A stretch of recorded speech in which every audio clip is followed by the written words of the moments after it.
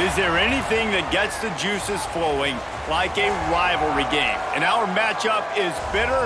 It has barbs and shots thrown on and off the field over the years. Welcome to Arthur L. Williams Stadium in Lynchburg, Virginia, home to the Liberty Flames. As we'll see a squad from the Sun Belt, the Coastal Carolina Chanticleers, taking on a team from Conference USA, the Liberty Flames. For EA Sports College Football, I'm Reese Davis, joined here in the booth by a couple of legends, and yes, we do use that term loosely. David Pollack from the University of Georgia and former Gator Jesse Palmer. Guys, let's get down to the field.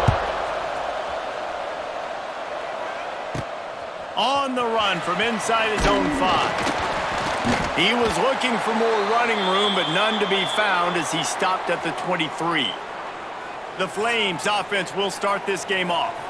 So the last time these two got together, the nails were chewed down to the cuticles. It was a barn burner. Think we get another one of those, Jesse? I certainly hope so, Reese. And I know that mental toughness is very cliche in all of sports, especially college football. And David, it's something that coaches are always harping on. But this is one of those games. The team that's most mentally tough at the end, they probably win. Especially in rivalry games, especially in big moments, especially when there's more to it than just a game. So I think that this is something that who can focus, who can stay disciplined, who can stay tough and block out all the noise.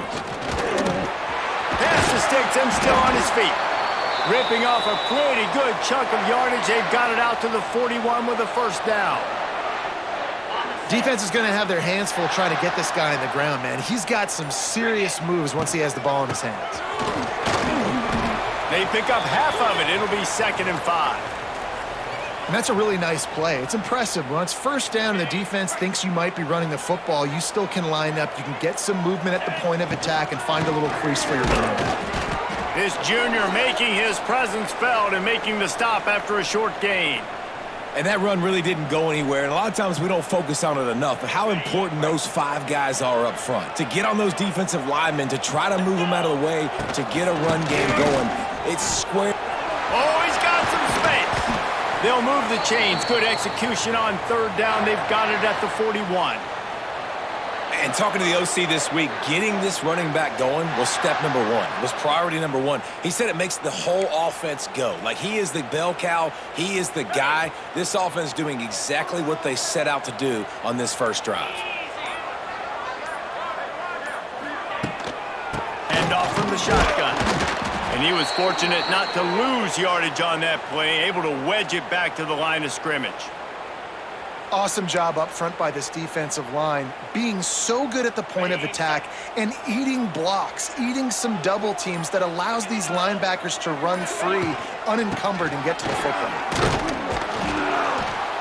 He stopped for no gain again. Back-to-back runs, and they have nothing to show for it except facing a 3rd and long.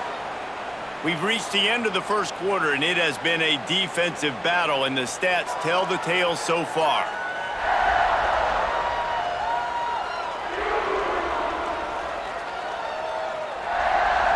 Let's see if the offenses can find a little rhythm here in the second. So they had a chance to talk over this 3rd down play to open the period. Looking for a man. It's Vasco. Quickly complete. Now well within striking distance as that 3rd down play gets them a first at the 29.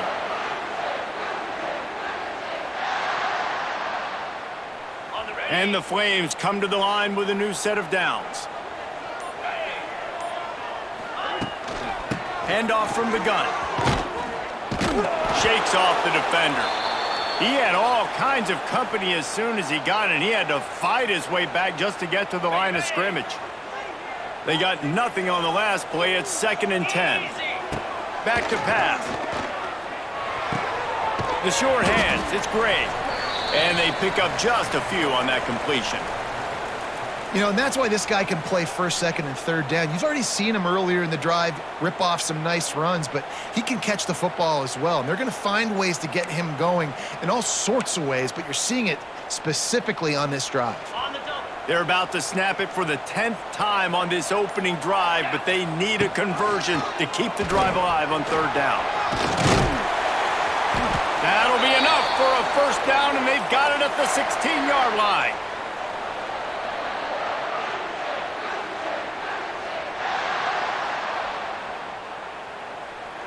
The Flames kept this drive moving on the ground, now back to work. Looking for space, it's Gray. And maybe he'll get back to the line of scrimmage, but no more than that. And just a great job by the defense being stout, right? That's your job. Be stout up front, stuff in the run play, make them get in more passing situations, but do not let them run the football. That's 101. Stop the run first. He's got it on the move. Brought down after the catch at the 4-yard line. It'll be first and goal. Timeout called by the defense. It's their first of the half as they'll make some adjustments. And the Flames trying to pay off the threat on first and goal. Looking downfield, it's Vasco. Touchdown, Liberty! Quick strike through the air for the score. You talk about ball control offense. This offense just held the ball for the whole first quarter and then some. Strung a drive together, making the great plays when they needed them. That's a great opening statement from this offense. They get set for the point after as we have the first score of the game. And with the extra point, they get the first 7 of the game. That is what they mean when they say ball control, a 14-play touchdown drive. And they cap the drive with a 4-yard touchdown pass. Kickoff unit on the field, and this defense will be called on to protect this lead. On the move from inside is 5. Really disciplined job by the coverage unit to get down there and make the stop at the 19. The Chanticleers offense will try to get something going with their first possession. The matchup we'll be watching in this one really takes you back. Big-time running back going right into the face of a tackling machine at linebacker, David. Yeah, and we're going to see this individual battle a lot. Not just in pass coverage when they match up, but just meeting in holes. And who's going to win when they go head-to-head? That will be a big factor in who wins this football game. But, Jesse, one-on-one, this is going to be a show. This is going to be an incredible matchup that's going to go on until there's zeros up on the clock. Both of these guys have circled this game on the calendar because they knew who they were going to be facing. And two guys we know are going to play at the next level. But I think this is probably one of the better individual matchups we're going to see all season long.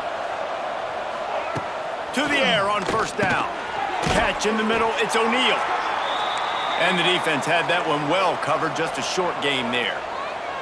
Quick tempo, no huddle offense. Second down, clock's running. Back to pass, it's Morris. He's got his man across the middle. And he's brought down after a nice game. It's a first down. They'll stop the clock to reset the chains. Offense up tempo. Looking to throw on first down. And they are finding some space in this defense. He's got it down to the 25. Now, I know that completion isn't a touchdown. It's not a deep play deep down the field. But how about the strong hands by that receiver making that catch? He made that look pretty routine. He had that DB draped all over him and still was able to help this offense get positive yards. First and 10, they're down to the 25. Wants to throw on first down. Got it in the middle, it's O'Neal. Gets it inside the 5, down to the 4, and it'll be first and goal. And the Chanticleers didn't start this drive with great field position, but they have moved methodically down the field. Trying to get it in, and he cruises his way to the house. Touchdown, Coastal! And this offense really struggled in the first half, but how about taking the last possession down the field, punching 6 on the board with a chance to tie this football game up. Low scoring, but nice job finishing this half with a touchdown.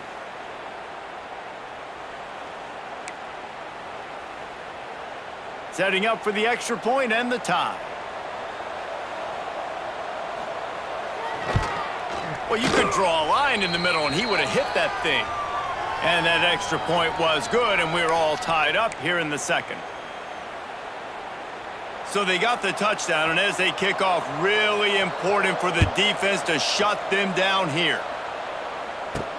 And he takes this from inside the 5. He was hoping for something a little more dynamic, but they get him on the ground at the 20. Liberty takes over the Flames, sending the offense back onto the field. Now they're backed up here, Jesse. Wonder how aggressive they're willing to be. I think it's going to come down to how much confidence they have in this quarterback and his decision-making, because you cannot throw an interception at this part of the field. Turning on the Jets. Running through contact. Across the 50-yard line on the huge pickup, and he's out of bounds at the 45. The offense will have to use its first timeout of the half. Just a few seconds remaining here as they try to put something up before halftime. Dropping back, it's Basco. Oh, they're after him! Just too much of a rush, and down goes the quarterback just behind the midfield stripe at the 49. We've got a timeout in the waning seconds of the half, maybe a chance to get off a couple more plays. Wants to throw, he's working against the clock. And the pressure is coming in, and they get him again. They'll use a timeout right before halftime, maybe time for one or two more plays. One more snap coming before halftime. On 3rd and long, doesn't need to take the check down. The pass falls incomplete, and that's how we'll finish this half. That's going to wrap up the first half here, and now we join Kevin with the halftime update. Guys, rivalry games always bring out a ton of emotions, and they were on full display in that first half. And that defense has to feel like it just played about as close to a perfect first half as it can play. And who am I to argue? I mean, check out that scoreboard. Bone-crushing hits and an airtight secondary. Feels like they have 12, 13 dudes out there against that offense, which needs a real pick-me-up and fast.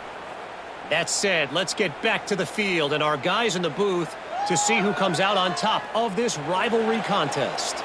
The Flames will kick it away first, and we'll start the second half.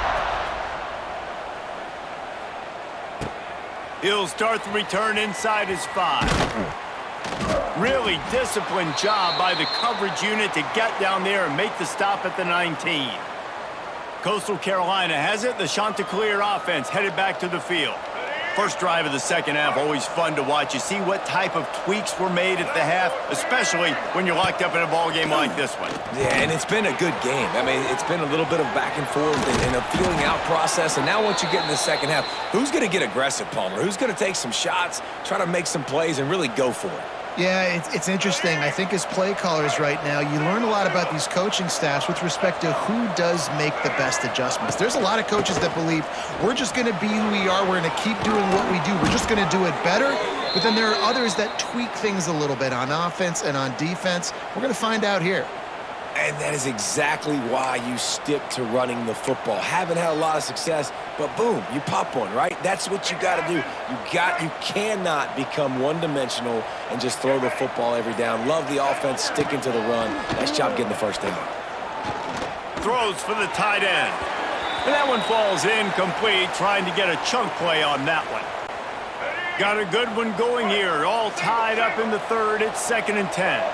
And that was good defense again, and unfortunately, we've been saying that all game long. Really, really good defense. Or, listen, you can spin on the other side. This offense has really been bad.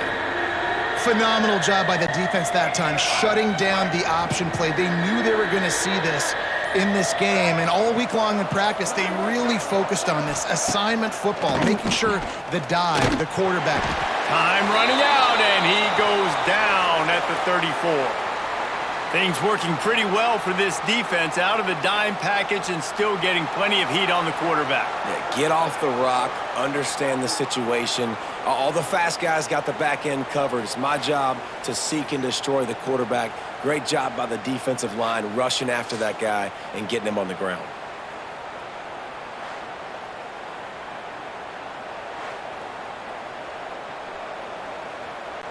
The Chanticleers will bring the punt team onto the field. Finally sending out a punter in this one. Got to make sure they earn their letter.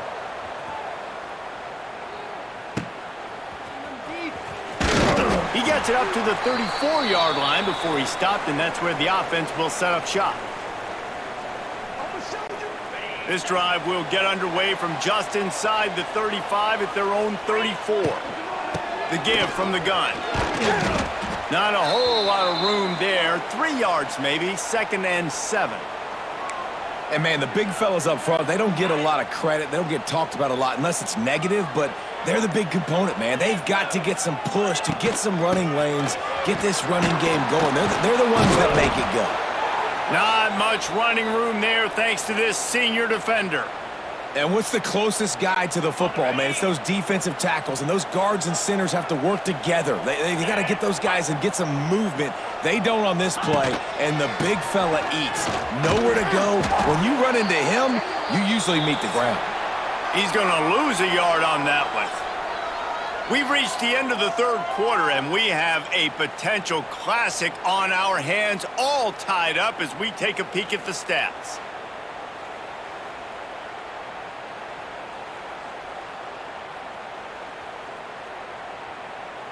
These two teams about to find out what they're made of as we open the 4th all tied up. And the Flames will try to pin them back with the punt. This will be their first punt of the afternoon. And they'll get him down after the return at the 27-yard line. Coastal Carolina takes over, and here comes the offense. And points have been hard to come by in this one. They'll try to put together a drive. Back to pass, it's Morris. Complete to the right. They'll get him on the ground at the 46, and it'll be a first down. Love what they did there, putting the big fella in the slot, letting him use his ability to get downfield and create some space and find the soft spot in the zone. No doubt. You got the big fella in the slot, so you get your... Quarterback can pull the trigger, and down he goes at the 41. The defense coming up big there, and the sack is great, but the secondary deserves some credit too. No doubt. When you can cover like that in the secondary and drop back in your zone and only rush a few, and you feel comfortable getting home, and they're going to get to the quarterback, that is a great feeling, and that's fun to be a defensive coordinator calling the plays. And the Chanticleers with a long way to go after the loss on the last play. They'll ride the running back and leave it with him. That is a big win for this defense as they were right there as soon as he got the ball. The Chanticleers need a massive chunk play to move the sticks here on 3rd down. Whistle blows, clock stops, and there are 2 minutes left to play in this one. This is the type of play that could be a pivotal moment. Tight game, 3rd and long coming. Looking to throw, and he needs a chunk play. He lets it fly. And this is dropped. Incomplete pass. He had a huge gain in his fingers, and he couldn't hold on. And the Chanticleers will punt this one away. This will be the 2nd time they've had to kick it away. They're able to put a stop to that return right at the 30-yard line. Liberty takes over, and the Flames offense ready to go to work. Who could ask for anything more? Coming down the gut of the game, and maybe one of those moments that will be etched in the annals of this rivalry forever. And if you listen carefully, you can start to hear some of the boo birds coming out from this home crowd. They know their offense needs points, and this late in the game, they're watching them run the ball to no avail. Quickly to the tight end. And he'll make his way out of bounds after the solid pickup. Passing game very effective on 2nd down. What about here on 3rd? Looking to throw, it's Vasco. Fires to the big fella. He'll be stopped short of the line to gain. Needed about 3 more on that one. Timeout called here by the defense. It's the first one they've used this half. The Flames decide to punt it away. This will be the 2nd time they've had to kick it away. And good work by the coverage team to knock down the return man.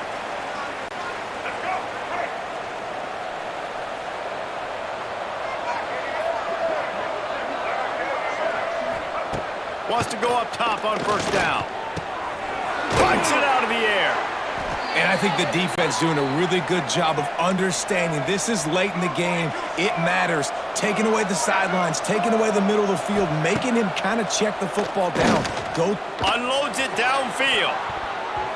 And that's going to be incomplete, going for broke on second down, but third down's coming up. The Chanticleers are at the line looking to convert on third and short.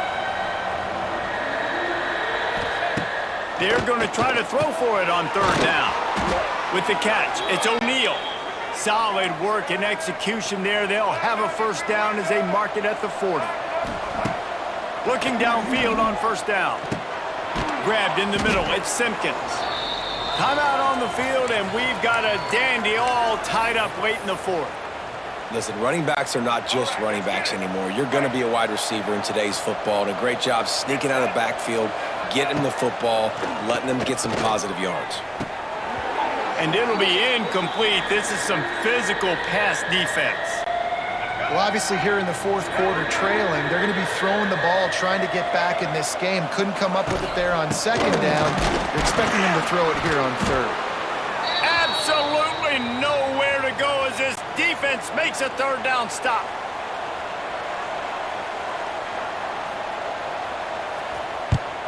A fairly short distance here toward the sidelines, not his best work. Well, guys, let's play some more. Headed to overtime. And this just feels right. Both of these teams going back and forth. So, of course, David, this thing needs to get decided in OT. Let's see who's better. Short amount of time to do it. A couple possessions probably, maybe one possession each. Who's the better team?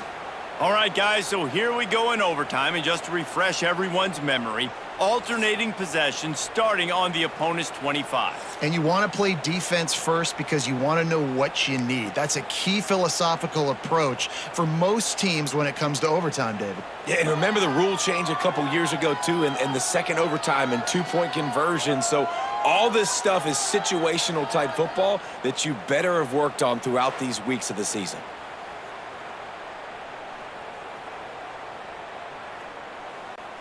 So here comes our first play of overtime.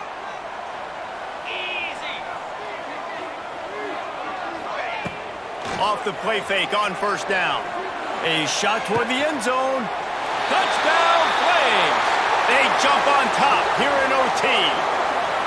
Man, you talk about striking first and creating some momentum in overtime. The first play, you take it to the house and you flip the whole game and put all the pressure on the other sideline. Palmer, that's how you start an OT. Yeah, and David, that's just 11 guys on offense locked in. First play, score a touchdown, put all the pressure on your opponent. They understand what it's going to take to win this football game. Now to push the lead to 7 in overtime.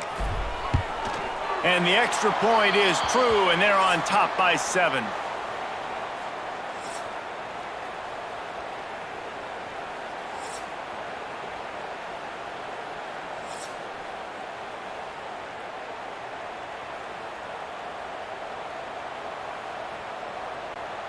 Now on first down, they need to answer with a touchdown. Looking for a man. It's Morris. Here comes the heat. They've got the play bottled up. Fumble, it's out. He's got the ball, and he'll try to pick up a few. It's so hard to force fumbles, and when you do, you so badly want to get them. You're crawling, you're doing whatever you can to get there as a defender, but the offense fortunate enough to cover it back up.